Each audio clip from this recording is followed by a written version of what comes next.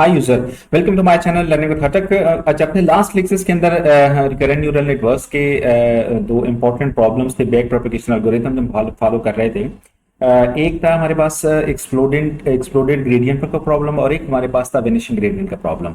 सो exploded gradient का problem ये था कि अगर हमारे पास जो वेट्स होती हैं उनकी वैल्यू अगर हम 1 से ग्रेटर रख लेते हैं तो जब ग्रेडियंट फ्लो करता है from the current state from the current time step to the start of the sequence, तो चूंकि हमारे पास रिपीटेडली कंप्यूटेशन इन्वॉल्व होते हैं, मैट्रिक्स मल्टीप्लिकेशन होती है, तो वो ग्रेडियंट एक्सप्लोड करता जाता है। सीक्वेंस के स्टार्ट तक पहुंचते पहुंचते हमारा ग्रेडियंट काफी एक्सप्लोड हो जाता है, जिसकी वजह से जो हमारा नेटवर्क होता है वो स्टेबल नहीं रहता और हम उसकी ट्रेनिंग प्रॉपरली नहीं कर सकते। और सेम प्रॉब्लम हमारे पास फिनिशिंग ग्रेडियंट के प्रॉब्लम में आ गई थी।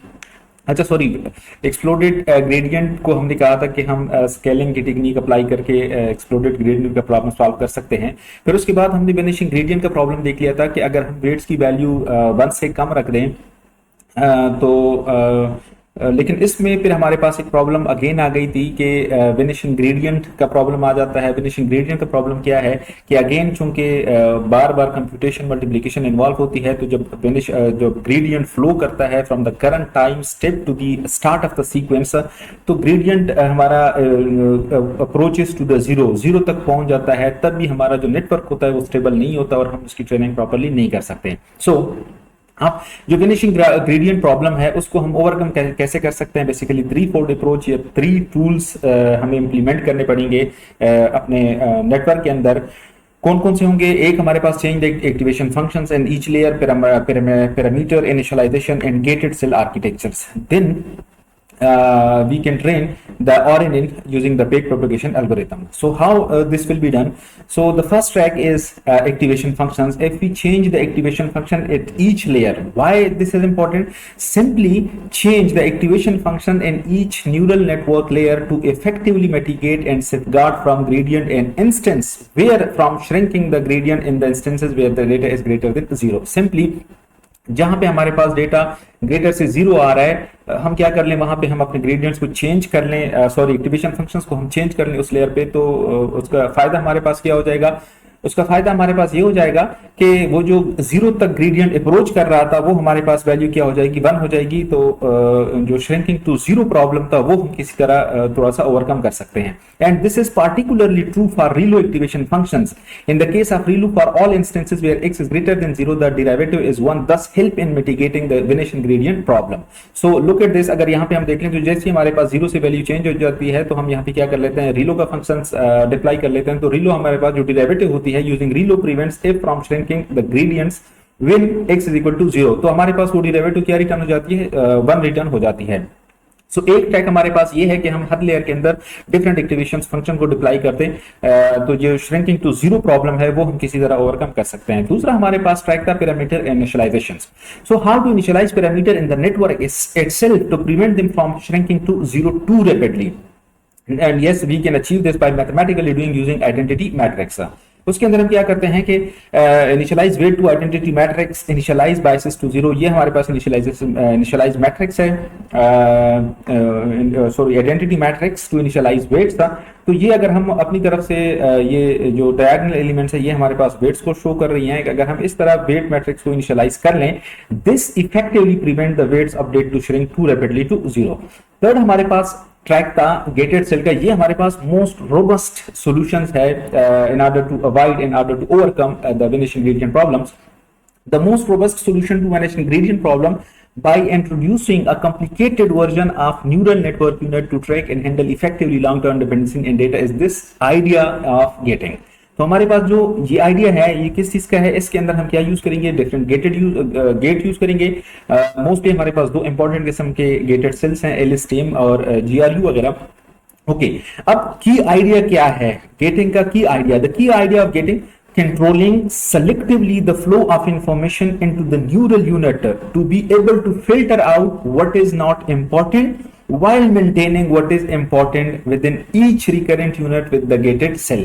हम ये gated cell अप्लाई करेंगे ताकि हम प्रॉपरली इफेक्टिवली फिल्टर कर सके कि हमारे पास जो इनपुट्स आ रही है उसमें क्या इंपॉर्टेंट है और क्या हमारे पास इंपॉर्टेंट नहीं है।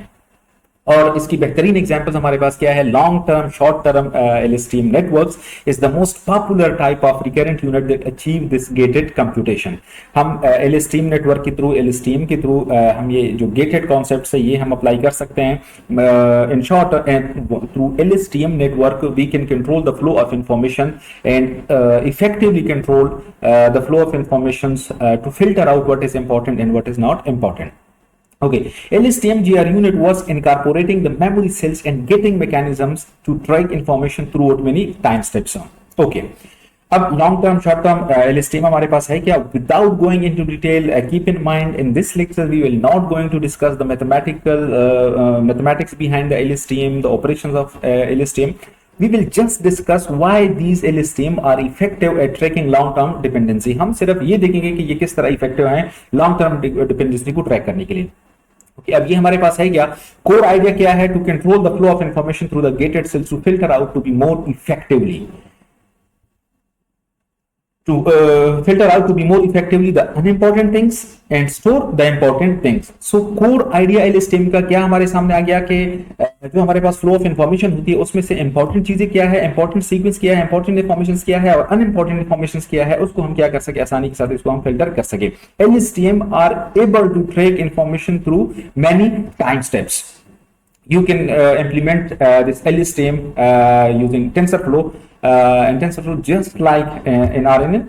So the core concepts, what I need to take away message, the core concept need to take away while thinking about LSTM is the idea of controlled information through the gates. कौन कौन से हमारे पास gets होते हैं? LSTM still control information through forget gate, store gate, update gate and output gate. Okay, की concepts. अब LSTM के हमारे पास की कॉन्सेप्ट्स कौन कौन से हैं? How LSTM is operated, basically LSTM किस तरह ऑपरेट होता है? Maintain a cell state just like a standard RNN and that cell is independent from what is directly outputted. So दोनों चीजें, जो आउटपुट आती है हमारे पास और जो सेल स्टेट है ये हमारे पास इंडिपेंडेंट है। Use gate to control the flow information to update the cell state. चार किस्म के गेट्स हमारे पास होते हैं। Forget gates eliminate and forget irrelevant information, store gate store relevant information, selectively update the cell state after forgetting and storing the information, and then output gate produce the filtered version of predicted output.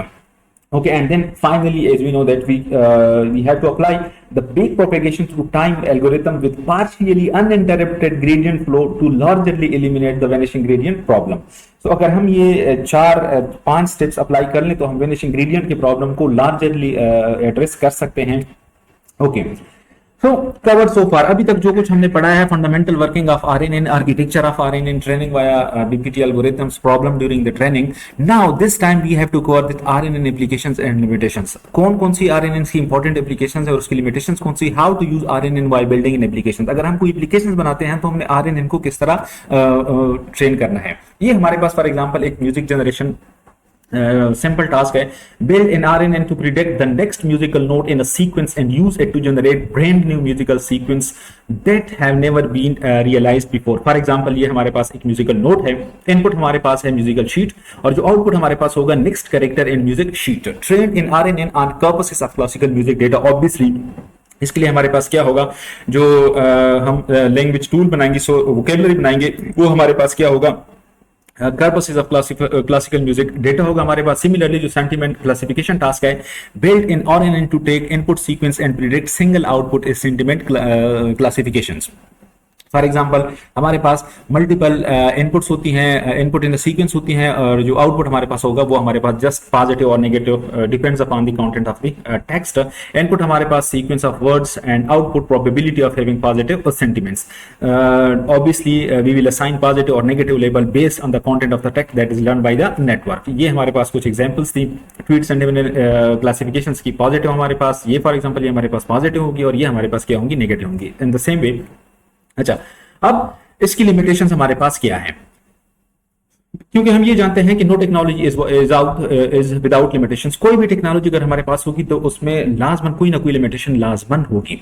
अच्छा, अब हमारे पास जो RNN है उसकी limitations कौन कौन सी है. For example encoding bottleneck, slow, no parallelization, not long memory. What does it mean? Encoding bottleneck, encoding and long term dependency. Obviously आप लोगों ने देख लिया था कि हमारे पास जो टेक्सचुअल डेटा होता है उसको हमने क्या करना होता है, प्रॉपरली हमने इनकोड करना होता है एक मैट्रिक्स के अंदर, और फिर उसके बाद हमें क्या करना होता है, लॉन्ग टर्म डिपेंडेंसी को ट्रैक करना होता है। ये हमारे पास स्लो भी होता है क्योंकि जब हमने करंट टाइम स्टेप से मूव करना होता है to the start of the sequence, और फिर हमारे पास कोई लॉन्ग मेमोरी भी नहीं होती जिसको हम क्या कर सके, प्रॉपरली मेंटेन कर सके। We didn't handle data tens of thousands or beyond the sequential information. So आज के लेक्चर्स तक इतना ही काफ़ी था। अपने नेक्स्ट लेक्चर में हम इन लिमिटेशंस को भी दोबारा थोड़ा सा कवर करेंगे, और फिर उसके बाद जो हमारे पास high level goals of sequential model होते हैं कि हम अपने मॉडल के अंदर कौन कौन से गोल्स एक्सपेक्ट करते हैं, तो वो हम इंशाल्लाह नेक्स्ट लेक्चर्स के अंदर कवर करेंगे। So thank you very much.